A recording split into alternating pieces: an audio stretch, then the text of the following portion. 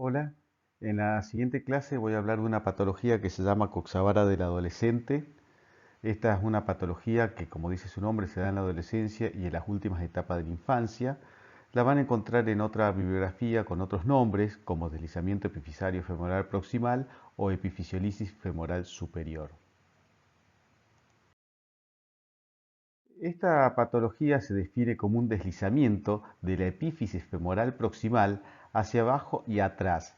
Esto da una sensación de que la cabeza femoral está como caída y puede detenerse espontáneamente en cualquiera de sus 5 grados de deslizamiento. Esto quiere decir que es una patología que cursa por 5 grados evolutivos, pero no es obligatorio que los 5 estén presentes. Puede detenerse en cualquiera de esos estadios. ¿Qué es lo que se afecta? Lo que se afecta en esta patología es lo que vemos acá en rojo, el cartílago de crecimiento epifisario femoral proximal. Eso es lo que por causas no muy conocidas se reblandece y genera y da la posibilidad de que la cabeza femoral caiga.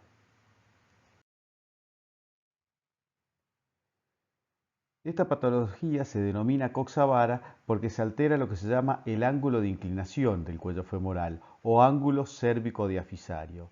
Ese ángulo está determinado por una línea que pasa por el centro del cuello femoral y otra que pasa por el centro de la diáfisis. Ese ángulo normalmente mide 127-130 grados y cualquier patología que disminuya ese ángulo se denomina Coxa-Vara. En este caso es una causa de Coxa-Vara secundaria. ¿Por qué? Porque originalmente el ángulo es normal, el niño nace con ángulo normal, pero cuando se cae la cabeza femoral genera una remodelación a nivel del cuello que secundariamente altera el ángulo. Hay otras, es una causa de Coxa-Vara secundaria como otras, como ser la Coxa-Vara raquítica y la Coxa-Vara posterior a las fracturas. Hay otras causas, obviamente, de coxavaras, pero estas son las más importantes. Y hay que diferenciarlo también de otras coxavaras, que son las coxavaras congénitas, como son la que se ve en la parte central, que ya el niño nace con un barismo del ángulo cérvico-diafisario y habitualmente es una coxavara bilateral. ¿Cuál es la causa? En realidad no se sabe muy bien cuál es la causa de esta patología. Sí se ha encontrado en algunos pacientes que tienen alterado el cartílago de crecimiento por trastornos endocrinos. Hay niños que tienen ciertos hábitos como el hábito adiposo genital eunucoide, o sea, niños que son varones pero tienen una distribución de la grasa como si fueran mujeres, más distribución en la zona abdominal, en la zona de las caderas, pero no se sabe muy bien por qué esto. Y también se encuentra entre las causas todas las que llevan a un aumento de las fuerzas de cizallamiento, como ser el sobrepeso, la actividad física, el trauma o trastornos biomecánicos. También hay que tener en cuenta que el 50% de los casos son niños normales, así que si bien podemos buscar o sospechar esta etiología por ciertas alteraciones, no hay que descartar que el 50% de los niños son normales. ¿Cómo es la incidencia de esta patología? Es una patología que se da sobre todo entre los 8 y 18 años, con un pico de frecuencia entre los 11 y 14 años. Hay que tener en cuenta que también se puede dar a mayores de edad de estos 18 años en pacientes con trastornos madurativos, sobre todo del sistema osteoarticular, pero no es lo más frecuente.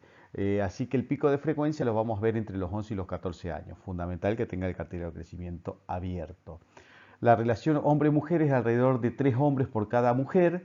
Si se da en niñas, se da antes de la menarca o durante esta. Es raro que se dé posterior a esta. ¿Por qué? Porque habitualmente a los 6 meses, al año posterior de la menarca, los cartílagos de crecimiento se fusionan. Es más frecuente en la raza negra y del 25 al 40% de los casos, según la bibliografía, es bilateral. ¿Qué característica tiene esto? Que no es simultánea, sino consecutiva. Se produce en una cadera y posteriormente en la otra. O sea que vemos que hay una tendencia bastante importante a que sea bilateral, por lo cual nos va a exigir, cuando ya veamos el tratamiento, que hagamos algún tipo de gesto sobre la cadera no afectada por el alto porcentaje que tiene de producir una afectación. Tenemos muchos factores predisponentes, de los cuales tampoco tenemos muy cierta cuál es la causa. ¿Qué factores predisponentes encontramos? El sobrepeso, los antecedentes traumáticos previos, la actividad física, la aceleración del crecimiento del hueso, la desnutrición, los trastornos endocrinos, la osteodistrofia renal, la quimioterapia y la radiación, la displasia congénita de cadera y sobre todo los dos factores predisponentes más importantes, la edad menor de 18 años y la historia de epifisiolisis contralateral previa. El cuadro clínico vamos a encontrar, según los autores, diferentes clasificaciones. Algunos los clasifican según el tiempo de evolución de presentación del cuadro y otros los clasifican según la posibilidad de deambular o no. Los que lo clasifican según el tiempo evolutivo, los clasifican en agudos, crónicos y agudos sobrecrónicos. ¿Cuáles son los casos agudos? Aquellos en los cuales la signosintomatología, que enseguida les voy a explicar, se presenta en un periodo menor a 3 semanas. Los cuadros crónicos son aquellos en los cuales la signosintomatología se presenta en un periodo mayor a las 3 semanas. Y hay casos que son agudos sobre crónicos, o sea, casos crónicos que repentinamente se reagudizan, son los que llamamos de esa manera. Hay otros autores, entre ellos Silverman, que los clasifica en estable o inestable. ¿Qué dice? Los cuadros estables son aquellos en los cuales el niño puede deambular, sea en forma asistida o no, ayudada con un bastón, con una muleta, bastón canadiense, pero pueden deambular. Y los casos inestables son aquellos en los cuales el niño, por el dolor y la intensidad de los síntomas, no puede deambular. Acá viene, decimos entonces, ¿por qué hay dos clasificaciones diferentes? En realidad son los mismos. Si nosotros traspolamos la clasificación de escala de tiempo, por ejemplo, los casos agudos serían los mismos inestables de la otra clasificación y los casos crónicos son los casos estables de la otra clasificación. Alrededor del 50% de los casos son agudos y el otro 50% son crónicos o estables e inestables, 50 y 50. La signosintomatología de los casos crónicos o estables se caracterizan por ser de inicio lento, o sea, es un dolor solapado, muchas veces un dolor inguinal referido a la zona de la rodilla, porque es un dolor referido que se ve en esa zona. Importante a veces ante dolores de rodilla revisar la cadera para que no pasar desapercibido una patología de la otra articulación. También hay que tener en cuenta que mucha gente confunde las lumbalgias con el dolor de cadera. Entonces son niños, acuérdense, que van acompañados de sus padres. Es muy importante interrogar bien también al niño y que él especifique de dónde es el dolor y se lo señale, porque a veces podemos pasar como una patología de cadera a una lumbalgia o viceversa. También hay que tener en cuenta que la marcha antálgica con la actividad física, o sea, son pacientes que a veces están caminando, llegan a la consulta caminando, pero si ustedes lo interrogan, ven que después que caminan 1 o 2 cuadras empieza el dolor o cuando empiezan la actividad física. Entonces es muy importante tener en cuenta eso. Hay que tener presente que también tienen el signo de Trendelenburg, como la mayoría de la patología de cadera, o la marcha de Trendelenburg, la que se debe a una claudicación del músculo glúteo medio. Hay una tendencia importante en esta patología a la rotación externa y por lo tanto también va a tener limitadas los movimientos contrarios a lo que está afectado. Acuérdense que si tiene rotación externa y es una coxavar, o sea que tiene tendencia a la aducción, va a tener una limitación de la rotación interna y de la abducción. Hay un signo muy manifiesto en estos chicos debido a la rotación externa, que es el signo de la flexión extrarrotada. ¿Cómo se evalúa? El chico acostado en una camilla en decúbito dorsal, uno le pide que lleve su rodilla hacia la zona del pecho y está en la rotación externa que si no se ayuda con las manos a llevarla hacia el pecho no lo puede realizar. También hay que tener en cuenta la presencia de la hipotrofia del muslo. Son casos de pacientes que llevan más de 3 semanas con la sintomatología que ya empieza a ser el desuso, que lo lleva a una hipotrofia del muslo. También está presente la discrepancia de la longitud de las extremidades debido a un ascenso del trocánter mayor y por lo tanto se encuentra acortada la pierna, el miembro inferior afectado. En los casos agudos ya la sintomatología es mucho más florida, es un dolor de inicio súbito en pocos días que le incapacita mucho al niño, no puede hacer ningún tipo de actividad física, prácticamente no puede caminar y tiene incapacidad para el movimiento, tanto activo e inclusive el pasivo. Y hay una actitud muy manifiesta del miembro inferior afectado de rotación externa, flexión y aducción. ¿Cómo hacemos el diagnóstico? Bueno, hay que tener en cuenta, como ya dijimos, todos los antecedentes clínicos, la historia clínica, los factores predisponentes, la anamnesis que le hacemos al paciente y todos los exámenes físicos de exploración clínica. Y nos ayudamos con estudios radiológicos. Las radiografías convencionales son muy importantes, se hace la mayoría de los diagnósticos con este estudio y también podemos hacer otros estudios como la tomografía, que también es útil, pero por una cuestión de costo no es utilizado, y la resonancia y la centellografía ósea, que si bien lo usamos para el diagnóstico, se usa sobre todo para diagnóstico diferencial de complicaciones de esta patología, como son la necrosis ósea vascular y la condrolisis. Así que no nos vamos a explayar tanto en estos otros dos estudios. A nivel radiológico, radiografías convencionales que hacemos a estos pacientes, tenemos cuatro fundamentales: la radiografía panorámica de pelvis, la radiografía de frente de cadera, la axial de la cadera y la posición de Lowenstein. En la radiografía panorámica de pelvis, que como ahí lo dice debe estar centrada en pubis, es una radiografía que nos permite sobre todo comparar la cadera, que en teoría es normal, con la patología, sobre todo cuando no tenemos experiencia. Es muy importante que esté centrada en pubis para no generar discrepancias por alteraciones de lo que es la distancia de la línea media, que nos puede llevar a falsos diagnósticos. En la radiografía de frente cadera también la podemos utilizar, a diferencia de la otra no nos permite comparar con la cadera sana, y podemos usar lo que se llama la radiografía axial de cadera. Esta es una radiografía muy importante porque nos permite ver el perfil del cuello. Se hace con el paciente acostado en decúbito dorsal, haciendo un 4 con la pierna afectada, y eso permite rotar la cadera para ver el perfil. La importancia que tiene es que siempre en esta patología en el perfil se ve antes el deslizamiento que en el frente, por eso es una radiografía tan importante. Y otra radiografía podemos hacer, que es la posición de Lowenstein, que es como hacer el 4 pero en las dos piernas, o sea, la axial de cadera bilateral, y adopta una posición de batracio y de ahí su nombre.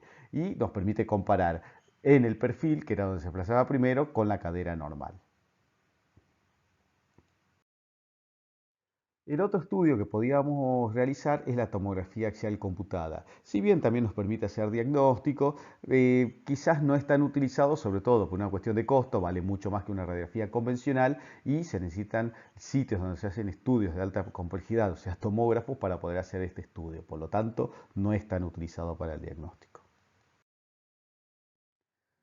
¿Cómo se clasifica esta patología? Se clasifica por una escala de severidad creciente, siendo el grado 1 el más leve y el grado 5 el más severo. Se basa en lo que se llama la regla de los tercios, que enseguida en la próxima radiografía se las voy a explicar. En el grado 1, que es el grado más leve, simplemente encontramos un ensanchamiento con una rarefacción de la fisis, del cartílago de crecimiento. Es un estadio habitualmente muy raro de llegar a diagnosticar. Generalmente cuando llegamos al diagnóstico estamos en los otros grados, en los grados más graves. El grado 2 nos implica que la cabeza va a tener contacto con el primer tercio del cuello femoral. El grado 3 ya la cabeza va a estar desplazado y va a tener contacto con el segundo tercio. En el grado 4 ya va a tener contacto la cabeza con el último tercio del cuello femoral, y en el grado 5 no hay contacto cérvico-diafisario.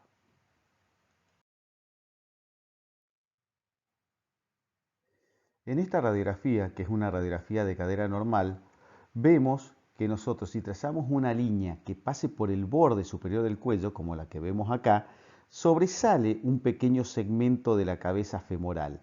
Eso es una radiografía cuando es normal. En la siguiente, que vamos a En la siguiente radiografía, que ya es una radiografía patológica, nosotros vamos a ver que si trazamos la línea que pasa por el borde del cuello, ya no sobresale prácticamente nada de la cabeza femoral, o sea que ha tenido un desplazamiento. Si a esa misma radiografía le hacemos la axial, ya vemos que el desplazamiento es mayor, como les expliqué hace un rato. En el perfil siempre el desplazamiento es mayor. Entonces trazamos la línea y ya la cabeza vemos que no tiene todo el contacto y sobresale todo lo que tendría que sobresalir. Si usamos las reglas que yo les expliqué de los tercios, que paralelo a la línea que trazamos arriba, trazamos dos líneas paralelas más, dividimos el cuello en tres tercios: un tercio superior, un tercio medio y un tercio inferior.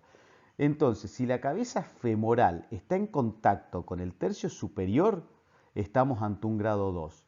Si la cabeza femoral está en contacto con el tercio del medio, o sea, el segundo tercio, estamos ante un grado 3. Si estamos en contacto ya la cabeza con el último tercio, estamos ante un grado 4. Y si la cabeza ya no tiene contacto con el cuello, vamos a estar ante un grado 5. Vamos a seguir viendo radiografía para que podamos seguir entendiendo el concepto. En esta otra radiografía, que tenemos una radiografía panorámica de pelvis, vemos que a la derecha la cadera es totalmente normal, no hay ninguna alteración del cartílago, está muy bien posicionada lo que es la cabeza, no vemos ninguna alteración. Pero si vemos la cadera izquierda, ya vemos que hay una alteración importante del cartílago y vemos que la cabeza está caída y ya vemos que hay un deslizamiento. Si usamos la misma regla de 2 tercios, vemos que todavía el contacto de la cabeza se encuentra con el primer tercio superior. Por lo tanto, estamos ante una epifisiolisis grado 2 de cadera izquierda. En esta radiografía de la derecha ya también vemos un desplazamiento mínimo, no es tan importante, pero estamos también ante un grado 2 de la cadera derecha. En esta otra radiografía, si prestamos atención, ya el desplazamiento es mayor. Entonces veamos, si nosotros seguimos la regla de los tercios, vamos a ver que la cabeza femoral ya se ha caído más, hay un mayor desplazamiento, es mucho más evidente, y ya toma contacto con el segundo tercio, o sea, el tercio central del cuello. Por lo tanto, estamos ante una epifisiolisis de cadera grado 3 izquierda. Si vamos a esta otra radiografía y volvemos a la regla de los tercios, es mucho más manifiesto, se ve acá mucho más claro que la cabeza ya está en contacto con el segundo tercio, por lo tanto el tercio del medio. Estamos ante una epifisiolisis de cadera grado 3 derecha. En esta otra radiografía estamos viendo ya una radiografía panorámica de pelvis y vemos cómo la cadera derecha se encuentra caída, se encuentra en el contacto con el segundo tercio y podemos comparar con la otra normal. O sea que es mucho más evidente que estamos viendo acá que estamos ante una epifisiolisis de cadera grado 3 derecha. Y en este caso estamos en un caso ya particular. Esta es una epifisiolisis bilateral. Si vemos nosotros la cadera derecha, vemos que hay un desplazamiento, hay una caída de la cabeza femoral, está ensanchado el cartílago, pero se mantiene en el primer tercio. Por lo tanto, estamos ante una epifisiolisis de cadera grado 2 derecha. Si vamos a la cadera izquierda, ya el desplazamiento es mucho mayor, se ve mucho más caída de la cabeza femoral y está en contacto con el segundo tercio del cuello. Por lo tanto, estamos ante una epifisiolisis grado 3 izquierda. Acá viene la pregunta que uno podría decir, ¿cuál de las dos caderas fue la que primero se afectó? Porque acuérdense que no eran simultáneas sino consecutivas. Si ustedes ven por la radiografía van a decir, bueno, es la izquierda que es la que tiene mayor desplazamiento. Tengan cuidado que eso no es así, porque puede ser que la cadera izquierda sea un grado 3 agudo y la de la cadera derecha sea un grado 2 crónico. Por lo tanto, la única manera de diferenciar cuál fue primero es por el interrogatorio, por la clínica, qué cadera le dolió primero, cuál se empezó a afectar y es la única manera que podemos saber cuál fue la primera de las dos. Pero esto nos permite ver que acuérdense que era aproximadamente un tercio de los casos eran bilaterales, no simultáneos, sino consecutivos. ¿En qué consiste el tratamiento? Bueno, el objetivo del tratamiento médico es intentar, primero que nada, eliminar el dolor. Acuérdense, son chicos que vienen con dolor, no pueden deambular en algunos casos. Bueno, demos algún tipo de analgésico o algo para mejorarle ese dolor. Lo que tenemos que buscar, sobre todo, es evitar los deslizamientos adicionales. ¿Qué significa? Evitar que cuando nosotros hacemos el diagnóstico, por ejemplo, de una epifisiolisis del adolescente grado 2, evitar que siga evolucionando a 3, 4, 5. Quizás no lo hace, pero no lo sabemos. Entonces ahí es donde interviene el tratamiento quirúrgico para evitar esto. Obviamente hay que evitar las complicaciones. Tiene varias complicaciones esta patología, como son las rigideces, la necrosis avascular aséptica, la coxitis laminar, que así que son complicaciones que tenemos que tratar de evitarlas. Tenemos que tratar de recuperar también la anatomía y función normales. Ya van a ver que recuperamos sobre todo la función, pero no la anatomía. ¿A qué se debe esto? Ya van a ver que cuando hagamos el tratamiento, hacemos un tratamiento que es la fusión del cartílago articular. Y en los grados 1, 2 y 3 habitualmente no hacemos ninguna maniobra reductiva para volverlo a su posición, ¿Por qué? Porque todas las maniobras que nosotros hacemos de tracción, rotación interna para tratar de ubicarla en el lugar, puede generar una alteración de la circulación de la cabeza femoral. Acuérdense que esta está dada por las arterias retinaculares que en forma retrógrada y por una circulación que es terminal, o sea que no tiene anastomosis, llega a la cabeza femoral. Si nosotros hacemos maniobras, podemos dañar en esas maniobras las arterias y producir secundariamente una necrosis avascular. Obviamente, también se da el caso que si los desplazamientos son mayores, es más posibilidad de producir la necrosis porque le da menos tiempo a las arterias de adaptarse a la nueva situación. Por lo tanto, un desplazamiento, un grado 5 agudo, va a ser más grave que un desplazamiento grado 2 crónico. Por eso que muchas veces ven acá que nosotros hacemos in situ sin hacer mayores maniobras hasta el grado 3 de desplazamiento para evitar la necrosis que podemos provocar nosotros iatrogénicamente. Y por supuesto, todos los factores predisponentes modificables que tengamos, podemos modificarlos y corregirlos. Por ejemplo, si tiene alteraciones endócrinas que son pasibles de tratamiento, hagámoslo. Si tiene sobrepeso, hay que hacerle bajar de peso al paciente. El tratamiento quirúrgico, ¿en qué consiste? Acuérdense estas palabras, epifisiodesis. ¿Qué significa epífisis? Es cartílago de crecimiento. Desis, fusión. O sea que el tratamiento es una fusión del cartílago de crecimiento. Eso lo hacemos en los grados 1, 2 y 3, ya sean agudos o crónicos, sin hacer ningún tipo de maniobra. Lo hacemos en in situ, en esa posición. Ya en los grados 4 y 5, que el desplazamiento es manifiesto y no vamos a poder fusionar nada, lamentablemente vamos a tener que llegar a hacer maniobras reductivas con pequeñas suaves tracciones con rotación interna y posteriormente la epifisiodesis. Obviamente en estos casos la posibilidad de producir necrosis es mayor y hay que tener advertido al niño y a los familiares para que después no haya malas interpretaciones. Y en los grados 4 o 5 crónicos que ya tienen, son grados más avanzados y que llevan mucho tiempo, ya se hacen otro tipo de cirugías que son las osteotomías con posteriores fijaciones, pero bueno, no los voy a llevar a ese tema, pues ya son temas de especialistas muy complicados, así que me interesa sobre todo que conozcan lo que es el tratamiento más simple que es la epifisiodesis. Esto es lo que se hace en la epifisiodesis. Esto que estamos viendo ahí es un tornillo canulado. Ese tornillo se llama canulado porque en el centro tiene un orificio por el cual pasa una pequeña clavija de muy pequeño diámetro. ¿Eso por qué? Porque si ustedes colocan directamente este tornillo que mide 6 milímetros y medio de diámetro y no lo colocan bien, intentan varias veces generar un amplio daño en el cuello femoral y en la cabeza. Por lo tanto, se coloca esa pequeña clavija con una guía radioscópica. Una vez que está bien colocado, recién ponemos el tornillo. ¿Qué característica tiene este tornillo? Que hacia la zona proximal tiene esta rosca, que esa rosca tiene que quedar siempre del lado proximal del cartílago, para que una vez que coloquemos el tornillo nos permita hacer una compresión que prontamente genere la epifisiodesis posterior. Ahí la vemos en las dos incidencias, la colocación del tornillo tanto en el frente como en la axial. En esta otra radiografía, ¿qué estamos viendo? Acá se ha hecho una epifisiodesis bilateral. Sin embargo, si ustedes prestan atención, van a ver que la cadera derecha es totalmente normal. Y la cadera izquierda, sobre todo si ven en la radiografía de la derecha, que es la axial, van a ver que tiene un pequeño desplazamiento en grado 2.